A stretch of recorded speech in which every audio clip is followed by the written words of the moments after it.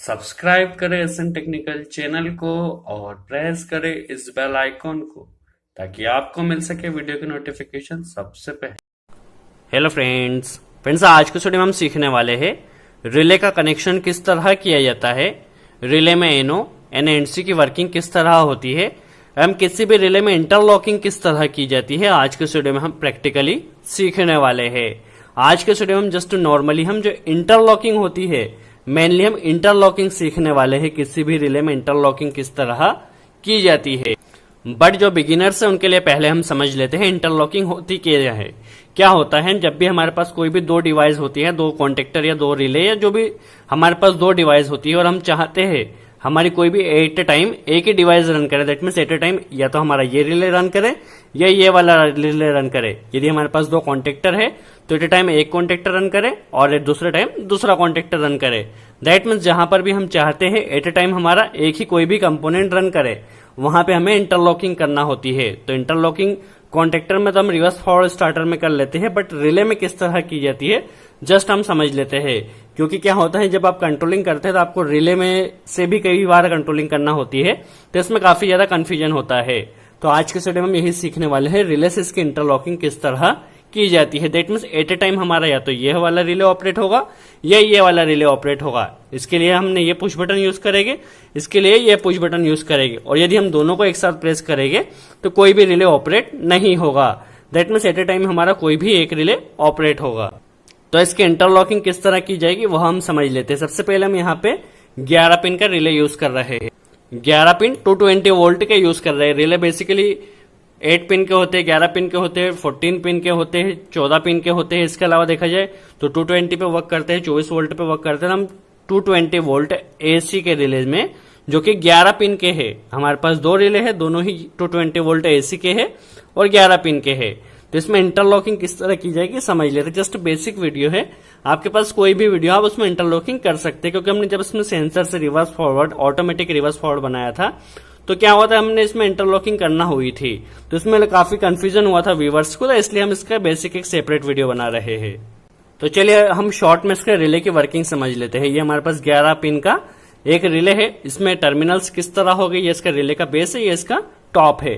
पहले हम इसकी वर्किंग समझ लेते हैं। तो क्या होता है, जो रिले होता है हमारे पास 11 पिन का जो रिले है उसमें 2 और 10 number, that means 2 and 10 number जो पॉइंट है ये इस रिले की कोयल है। इसके ऊपर डायग्राम दिया गया है इसलिए हमने यहाँ पे बनाया है। 2 और 10 नंबर क्या है, रिले की कोयल है। दैट मीन्स जब 2 और 10 नंबर में 220 वोल्ट जाएगा, दैट मीन्स 220 का रिले है। जब इसमें 220 फेज और न्यूट्रल जाएगा तो हमारा ये रिले ऑपरेट होगा। यदि 24 वोल्ट का हो तो 24 वोल्ट जाएगा तो ऑपरेट होगा। इसके अलावा देखा जाए तो 1 दैट मीन्स क्या है, 11 पिन है, तो इसे 3CO रिले कहते हैं। दैट मीन्स इसमें 3 कॉमन, 3 NO और 3 NC पॉइंट होते हैं। तो 1 नंबर एक कॉमन पॉइंट है, 11 नंबर एक कॉमन पॉइंट है। इसके अलावा देखा जाए तो 5 नंबर एक कॉमन पॉइंट है। चलिए पहले हम इसकी वर्किंग समझते। क्या है, 1 एक कॉमन पॉइंट है। 1 के साथ देखा जाए, 1 के साथ 4 नंबर जो है, 1 के साथ 4 नंबर क्या है, NC है। दैट मीन्स जब हमारा रिले ऑफ कंडीशन में रहेगा, यहां थोड़ा समझने वाला है एनसी और एनओ की वर्किंग क्या है। यदि आपको यह समझ में आ गया तो आप आसानी से कंट्रोलिंग कर सकते हैं। जब हमारा रिले ऑफ कंडीशन में रहेगा तो 1 की सप्लाई 4 से निकलेगी। जब हमारा रिले ऑपरेट होगा, दैट मीन्स जब इसमें फेज और न्यूट्रल जाएगा तो 1 की सप्लाई 3 से निकलेगी जो कि एनओ से निकलेगी। दैट मीन्स जब रिले ऑफ कंडीशन में रहेगा तो 1 की सप्लाई 4 से निकलेगी, जब रिले ऑपरेट होगा तो 1 की सप्लाई 3 से एनओ से निकलेगी। इसी तरह 11 से देखा जाए तो 11 के साथ 8 नंबर क्या है, एनसी पॉइंट है। दैट मीन जब रिले ऑफ रहेगा तो 11 की सप्लाई 8 से निकलेगी। जैसे ही रिले ऑपरेट होगा, दैट मीन जब रिले में सप्लाई जाएगी 220 ऑपरेट होगा तो 11 की जो सप्लाई है वो 9 से निकलेगी जो कि इसके साथ क्या है, एनओ पॉइंट है। इसी तरह 5 नंबर क्या है, कॉमन पॉइंट है। 5 जब ऑफ रहेगा, 5 के साथ 6 क्या है, एनसी पॉइंट है। दैट मीन जब रिले ऑफ रहेगा तो 5 की सप्लाई 6 से निकलेगी। जैसे ही रिले ऑपरेट होगा, जब इसमें 220 वोल्ट जाएगा तो 5 की सप्लाई 7 से निकलेगी। तो ये जस्ट रिले का जस्ट बेसिक था। यदि आप इंडस्ट्री में वर्क करते हैं तो आपको इतनी बेसिक पता होना चाहिए। चलिए अब हम इसकी इंटरलॉकिंग हम सीख लेते हैं। चलिए रिले में हम इंटरलॉकिंग किस तरह करेंगे पहले हम ये सीख लेते हैं। तो सबसे पहले क्या करना होता है, हमें रिले को सबसे पहले फेज और न्यूट्रल देना होगा। और क्या है, ये पुश बटन प्रेस करते हमारा यह रिले ऑपरेट होना चाहिए और ये पुश बटन प्रेस करते हमारा यह रिले ऑपरेट होना चाहिए। इसे हम पहले फिट कर लेते हैं। और कंट्रोलिंग आगे समझने से पहले क्या करना होगा, हम दोनों ही जो रिले है दोनों में न्यूट्रल पहले हम 10 नंबर में कनेक्ट कर देते हैं, क्योंकि न्यूट्रल उसे डायरेक्ट मिलेगा। फेज हम इस पुश बटन से होते हुए किस तरह लेंगे वो हम समझ लेंगे। पहले हम दोनों रिले में न्यूट्रल कनेक्ट कर देते हैं। तो चलिए हमने क्या किया है, दोनों रिले की जो 10 नंबर पॉइंट है 10 और 2 में हमें सप्लाई देना है, तो 10 नंबर में दोनों में भी हमने न्यूट्रल कनेक्ट कर दिया है। ये न्यूट्रल कंट्रोल एमसीबी से लिया, पहले रिले में दिया और यह दूसरे रिले में हमने यहाँ पे कनेक्ट कर दिया है। दैट मीन्स न्यूट्रल डायरेक्टली पहुंच चुका है। अब हमें क्या करना है, फेस की वायरिंग करना है। तो फेस की वायरिंग हम किस तरह करेंगे, सबसे पहले स्टॉप पुश बटन में देंगे। स्टॉप पुश बटन में क्यों देंगे, ताकि हम यहां से हमारी जो कंट्रोलिंग उसे स्टॉप कर सके, स्टॉप करना हो तो। बेसिकली रिवर्स फॉरवर्ड स्टार्टर की जो वर्किंग होती है वो इसी तरह होती है, इसकी जो वायरिंग की जाती है। जस्ट हमें इसमें इंटरलॉकिंग करना होती है, जो कि काफी इंपॉर्टेंट होता है। यदि आप इंडस्ट्री में आगे काम करते हैं तो आपको रिले से भी इंटरलॉकिंग कई बार करना होती है, तो इसलिए आपको इसका नॉलेज होना चाहिए कि रिले से इंटरलॉकिंग किस तरह की जा सकती है। चलिए एनसी का जो आउटपुट होगा, उस एनसी के आउटपुट से हम क्या करेंगे, 2 वायर कनेक्ट करेंगे, एक इसके लिए और एक पहले रिले के लिए, एक दूसरे रिले के लिए। तो यहाँ पे हम अभी 2 वायर ट्विस्ट करके यहाँ पे हम ऐड कर लेते हैं और दोनों को अलग अलग एनो बटन में हम जोड़ लेंगे। चलिए पहला वायर यहाँ पे जोड़ा, हम देख लेते हैं। पहला वायर हम इसमें जोड़ लेते हैं, क्योंकि यहाँ पे कंटिन्यू सप्लाई आती रहेगी। अभी हमें इसमें होल्ड डाउन भी कनेक्ट करना है, होल्ड डाउन किस तरह देंगे वो भी हम समझेंगे। चलिए पहले रिले में हो गया, पहले एनो पुश बटन में हो गया। अब हम दूसरे एनो पुश बटन में भी एक वायर को कनेक्ट कर लेते हैं। चलिए अब इसके आगे की वायरिंग हम समझ लेते हैं। अभी हमने क्या किया, एनसी के आउटपुट से दोनों एनो के इनकमिंग में हमने सप्लाई कनेक्ट की है। चलिए अब आती है मेन बात इंटरलॉकिंग की। हमें क्या करना है, जैसे ही हम इस एनो पुश बटन को प्रेस करें, तो ये जैसे एनो पुश बटन को प्रेस करते हैं इसको इस रिले ने ऑपरेट होना चाहिए, जैसे इसे प्रेस करते इस रिले ने ऑपरेट होना चाहिए। बट हमें उससे पहले क्या करना होगा, इंटरलॉकिंग करना होगी। इंटरलॉकिंग किस तरह करना होगी समझ लेते हैं। चलिए हमें क्या करना है, जैसे ही इस पुश बटन को प्रेस करें तो इस रिले ने ऑपरेट होना चाहिए। तो हम क्या करेंगे, इस रिले को ऑपरेट करने से पहले, इसकी कॉइल में सप्लाई देने से पहले जो हमारा दूसरे वाला रिले है उसके कॉमन में हम यहां सप्लाई कनेक्ट कर देते हैं। तो इसका कॉमन पॉइंट कौन सा है, देखा जाए तो 1 और 11 दो कॉमन पॉइंट है। ये क्यों किया है हम यह भी समझेंगे। पहले हम यहाँ पे कॉमन में कोई भी एक कॉमन में हम इसे कनेक्ट कर देते हैं। तो चलिए इसे अभी हमने यहाँ पे कनेक्ट किया है। अभी इसकी वर्किंग क्या होगी यह हम समझ लेते हैं, क्योंकि सबसे ज्यादा इंपॉर्टेंट यही है। चलिए सबसे इंपॉर्टेंट बात यही है। तो हमें क्या करना है, कॉमन में अपने सप्लाई दी है। अभी हमने क्या सीखा था, जब रिले ऑफ कंडीशन में रहेगा तो जो कॉमन की सप्लाई वो एनसी से निकलेगी, और जब रिले ऑपरेट होगा तो कॉमन की सप्लाई एनओ से निकलेगी। तो हमें ऑफ कंडीशन में वर्किंग करना है। दैट मीन्स यह रिले जब ऑफ रहे तब यह ऑपरेट होना चाहिए। तो हम क्या करेंगे, इसका एनसी पॉइंट यूज करेंगे। क्यों, क्योंकि जब हमारा यह वाला रिले ऑफ रहेगा तो ही ये ऑन होगा। दैट मीन्स हमें जस्ट इंटरलॉकिंग करना है, एट ए टाइम हमारा एक ही रिले ऑपरेट हो। तो क्या वर्किंग रहेगी, जब हमने इसके एनसी से इसलिए लिया है क्योंकि जब हमारा ये रिले ऑफ रहेगा तो ही कॉमन की सप्लाई एनसी से पास होगी और हमारे इस रिले की कॉइल में सप्लाई आएगी और हमारा यह रिले ऑपरेट होगा। अब जब हमारा यह रिले ऑपरेट होगा, जब ये रिले ऑपरेट होगा तो ये क्या होगा, एनो बना हुआ होगा। अब जब हम इसे ऑपरेट करेंगे तो यह ऑपरेट नहीं होगा। जस्ट इंटरलॉकिंग का मेन फंक्शन यही होता है, जब भी हम किसी भी चीज में इंटरलॉकिंग कर रहे हो तो जो चीज को ऑपरेट करना है उसे दूसरे रिले के या दूसरे कॉन्टेक्टर के एनसी से निकाल कर करते हैं, ताकि एट ए टाइम हमारी एक ही कोई भी कंपोनेंट ऑन रहे। तो अब क्या होगा, जैसे ही हम इस एनो पुश बटन को प्रेस करेंगे तो हमारा यह रिले ऑपरेट होगा इसके एनसी से होता हुआ। अभी हमने इसमें होल्ड डाउन कनेक्ट नहीं किया है, जितनी देर हम पुश बटन प्रेस करेंगे उतनी ही देर ऑपरेट होगा। इसलिए इसी तरह इसके भी कर लेते, फिर हम इसमें होल्ड डाउन किस तरह देंगे यह समझ लेंगे। चलिए इसके एनो में पहले हम एक वायर कनेक्ट कर लेते हैं। तब हम जब हम इस एनो पुश बटन को प्रेस करेंगे तो हमारे इस रिले ने ऑपरेट होना चाहिए। बट क्या किस तरह कंडीशन रहेगी इंटरलॉकिंग के लिए, दूसरे रिले के कोई भी एक एनसी पॉइंट को हमें यूज करना होगा। क्या करना होगा, ये जो सप्लाई है जैसे ही हम इसे प्रेस करेंगे तो यह कहां जाना चाहिए, दूसरे रिले के कॉमन पॉइंट में।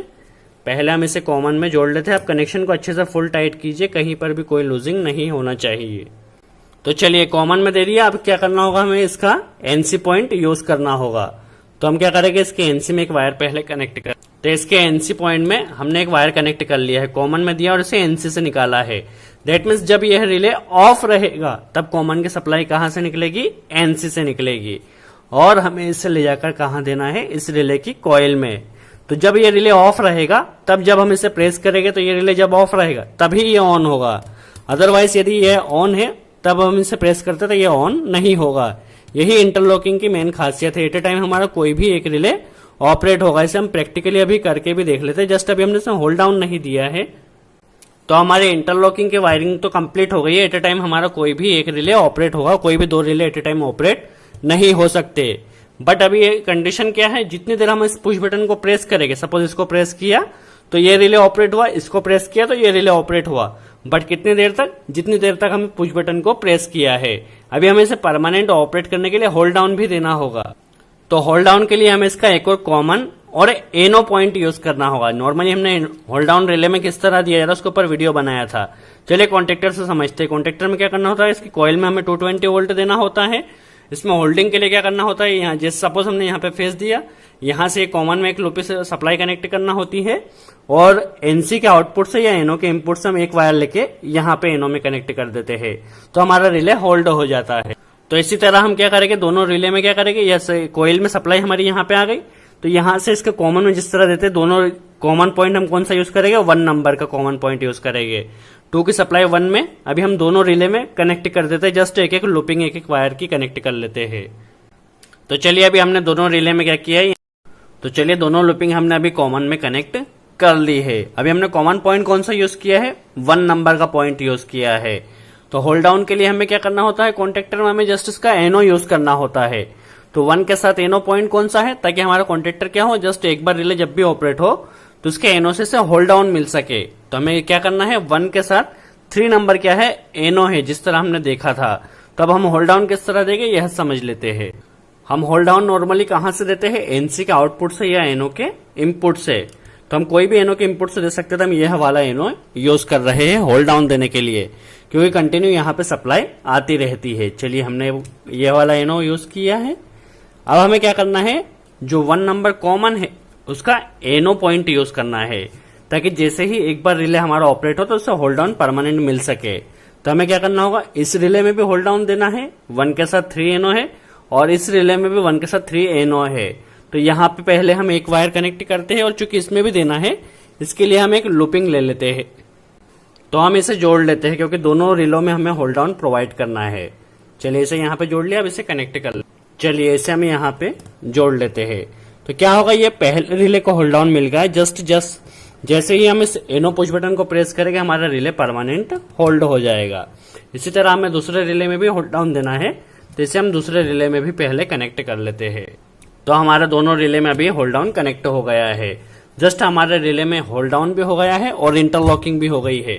अब एट ए टाइम हमारा एक ही रिले ऑपरेट होगा। चलिए किस तरह इसकी वर्किंग है, पहले हम वर्किंग समझ लेते हैं। तो चलिए इसकी वर्किंग हम समझ लेते हैं। कनेक्शन यहाँ पे थोड़ा कॉम्प्लिकेटेड लग रहा है बट है काफी सिंपल। जस्ट हमने क्या किया है, जैसे इसे प्रेस करेंगे तो इसके एनसी से हमने इसको ऑपरेट किया है, जैसे इसे प्रेस करेंगे तो इसके एनसी से इसे ऑपरेट किया है, और हमने क्या किया है, होल्ड डाउन दे दिया। जस्ट इंटरलॉकिंग और होल्ड डाउन दोनों किया है। चलिए इसकी वर्किंग हम समझ लेते हैं। क्या किया, जैसे ही हम इस पुश बटन को प्रेस करेंगे तो हमारा यह रिले ने ऑपरेट होना चाहिए। देखिए ये रिले हमारा ऑपरेट हो गया। अब हम इसे प्रेस करेंगे तो ये ऑपरेट नहीं होगा, एट टाइम एक ही रिले ऑपरेट होगा। यदि हमें इसे प्रेस करना है तो इससे पहले ऑफ करना होगा, ऑफ कर दिया, अब यह ऑन होगा। देखिए ये ऑन हो गया। अब जब हम इसे प्रेस करेंगे तो ये ऑन नहीं होगा, पहले हमें इसे स्टॉप करना होगा। तो देखिए आप देख सकते हैं एट ए टाइम हमारा कोई भी एक रिले ही ऑपरेट हो रहा है। जस्ट इसी तरह इसकी इंटरलॉकिंग की जाती है, एट ए टाइम कोई भी एक रिले ऑपरेट होगा। तो इस तरह की वायरिंग आपको जनरली जब आप सेंसर से किसी भी कंपोनेंट को चलाते हैं या कोई भी इंटरलॉकिंग करते हैं तो आपको इस तरह की इंटरलॉकिंग की रिक्वायरमेंट होती है नॉर्मली। तो आई होप आपको यह वीडियो अच्छा लगा हो। वीडियो कैसा लगा कमेंट्स जरूर करें, और अच्छा लगा हो तो लाइक का बटन जरूर प्रेस करें। सो फ्रेंड्स आज के लिए इतना ही। Thanks friends.